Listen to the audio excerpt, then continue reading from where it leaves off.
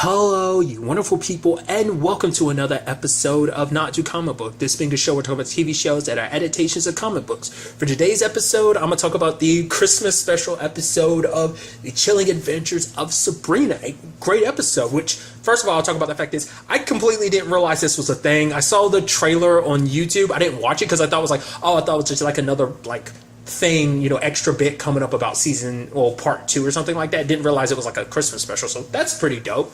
I really like this because it kind of fits the theme of the other episodes too, because there's obviously the overarching story, but a lot of episodes are just kind of very self-contained in themselves. I'm sure there's some stuff that's probably coming out in this episode that we'll probably see in future bits, but I'll kind of break everything down.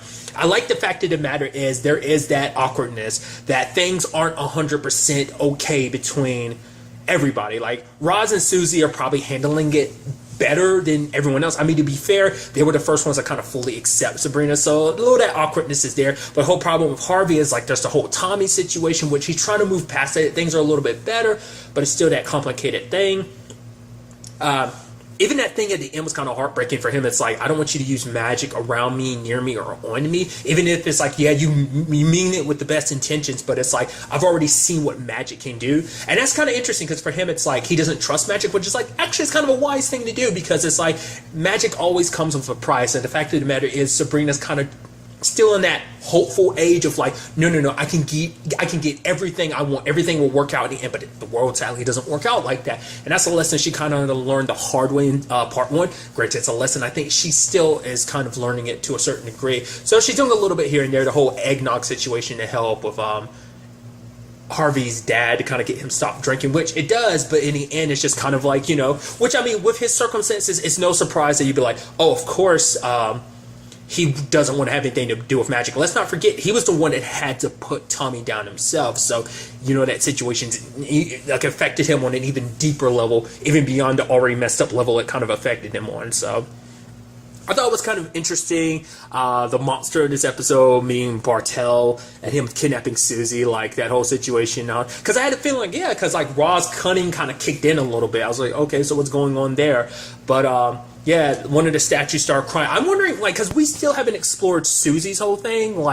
She saw one of her, ancestors, but it's does it go beyond that? Can she see other spirits? Is that why she was able to see the statue, wink? I mean, not wink, but blink its eyes and cry because of her, ghost thing? Or is her ghost thing only associated to her family? Because we haven't seen the full degree of what Susie's whole thing is yet. So I was wondering, is that supposed to be implications of that? Or was it just kind of... Because every other time we saw them, they just looked like regular statues, but maybe in that moment, their souls were able to kind of react. But it's kind of sad because Susie was that close to becoming one. I almost thought for a second, she did become one, but it's no, they were just showing that doll, I guess, that wax sphere to show that's what she could have ended up as. So because it seems that's all that's left in them are their souls, their bodies are long gone or whatever.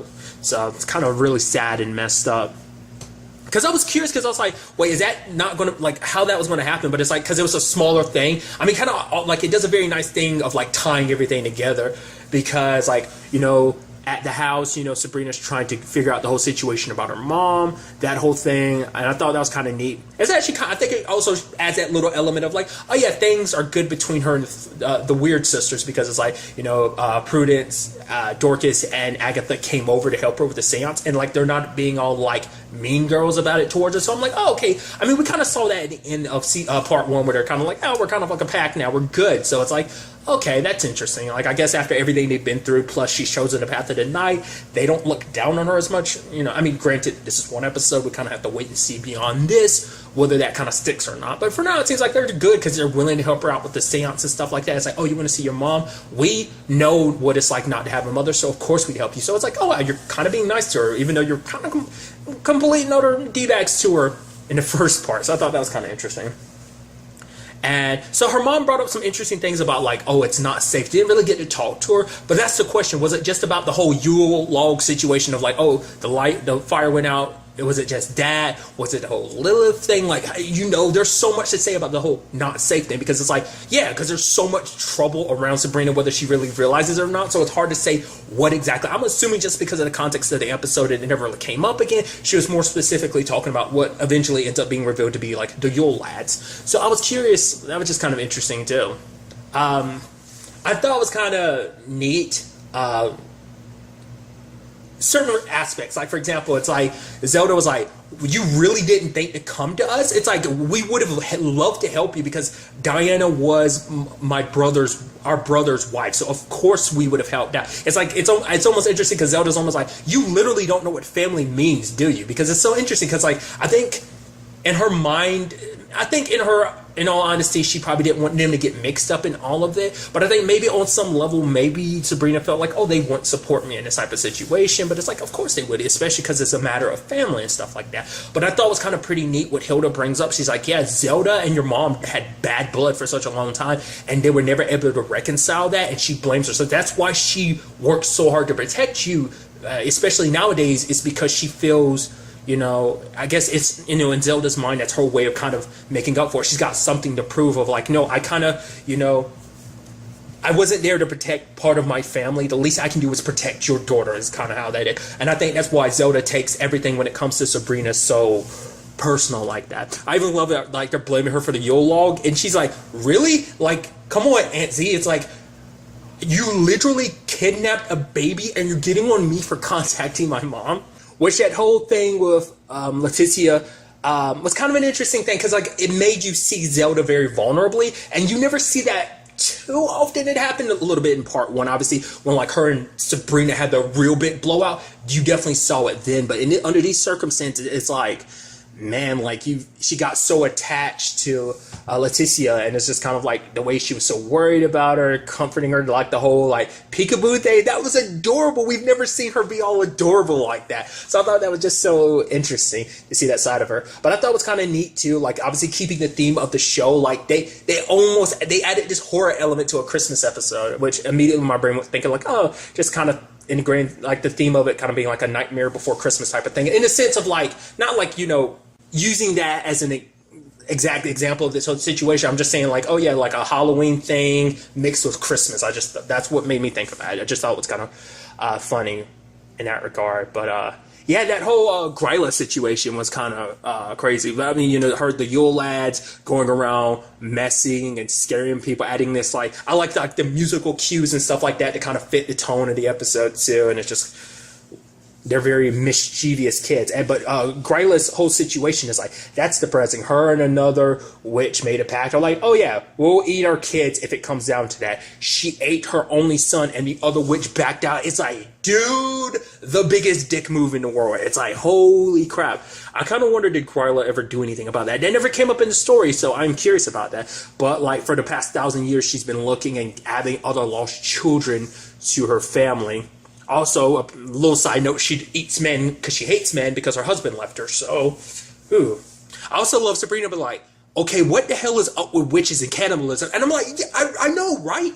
This is the first time I've ever heard about witches being mad into cannibalism. I mean, it's all ceremony and stuff, and there's significance behind and stuff like that, but holy crap, this is the second time cannibalism has come up with this, so that's very interesting. And I love that, like I said, just love that the show calls itself out for like, Jesus, what's up with all this cannibalism? So that's pretty dope. But I also thought that was kind of pretty neat too, the whole situation with Diana. Was it like the Saint Lucia took my right hand, the demon Lucy took my left, and they giving me the crown to kind of weigh in as an authority in this situation? I was like, whoa, that's so interesting. It's such a little thing, but it's like, aren't we going to go more into that whole situation? Like how that really kind of came to be, because it's also like, I guess because her spirit's there and she's an actual mother, that comes down to the whole thing of like, oh yeah, like how do you want to handle this whole Leticia situation and putting it in a circle. I thought the moment Zelda was like, no, I don't want to do this because the baby will get torn in half, immediately I was like, oh, we're gonna like the whole like, because I figured it was kind of pulling from like the whole, wasn't it King Solomon, that whole like, okay, like two mothers trying to decide over a baby, cut the baby in half, but the mother that was kind of like, okay, I give up the baby, it's like, no, that's the rightful mother, because that mother cares enough to do that. So I thought that's what we're going with, and it's like, oh yeah, take the baby. I was like, wait, what? Gryla's, I was like, wait, what the hell is going on here? And then Sabrina's kind of like, oh yeah, fair is fair. I'm like, oh, okay, it's some plan. I didn't know what they had in motion, because I thought that was how they were heading in that direction. It turns out not to be the case. But I like that, where it's just kind of like, Diana helped set the whole situation up. I guess her spirit was kind of around long enough to kind of help Sabrina with that. Also, the situation with Harvey's even more depressing because, I mean, she already knew things were pretty rough, because for her, it's like, I thought it was sweet too, Diana being like, the fact of the matter is I was worried about you, but now I see I don't have anything to worry because you got two mothers already care about you. You have a family that loves and adores you. And the whole situation for her, it's like when Edward told me what he was, I followed him as far as I could down the path of night, but she would not recommend it for anyone else. So it kind of hit Sabrina like, whatever happens going forward, there can be no me and Harvey because I can't drag him down that path because that's not his path. This is my path, sadly. My path has kind of been set in stone now that I've signed the Book of the Beast, and I can't take any chances that, especially, but it's even more so because Harvey's already naturally pulling away. So it already seemed like we might be heading in that direction where it's kind of like Sabrina and Nicholas might be a thing. And it seemed like Harvey had reservations. Like, obviously he still cares about Sabrina, but, that whole thing that they have of, like, Tommy, like, that's always going to resonate there, and that's always going to be an issue. And he's always going to look at magic as kind of like a bad thing. Yes, it's done good. It can do good, especially because Sabrina has the best of intentions. But the road to hell is paved with good intentions type of situation. I use that phrase a lot. I think it's just because it's the title of a song that I'm slightly like, well, no, I really like by In Fear and Faith. And so I always go to that as like a go-to sing now, just because I like the song title. And it's a very good phrase to always go by. Nevertheless, going off a huge tangent. So I'm very interested to see what that means going forward. Because obviously, like I said, we see Susie and Roz are kind of okay. There's still the whole complicated situation. But it is nice to see the whole, like, cunning thing of, like, Roz is like, very, like, you can definitely tell is getting stronger and stronger. There was that whole thing about, like, it would get stronger the more and more her sight was going to get lost. And she was losing it. So I'm thinking we're going to still see that as a progression through it, too. But I love Bartell was taken care of by Gryla because it's like, yeah, she might kind of have an issue with us because we tricked her, but she's going to be more so pissed at Bartell who hurts kids. We got to see the aftermath. I'm about to say, what did she do exactly? It's like, oh yeah, she turned him into a wax statue. Also freed the other kids and added them to kind of her family of little mischief lads. So I thought that was kind of, it's just like twisted yet kind of sweet thing in a very twisted way. I just thought that was kind of interesting. So that was taken care of. Like I said, in general, everything kind of has like this nice little resolution to it. But sadly, we do have Zelda giving up Letitia because it's like, for one, someone like Gryla could easily come back next Winter Solstice next week, as she was saying.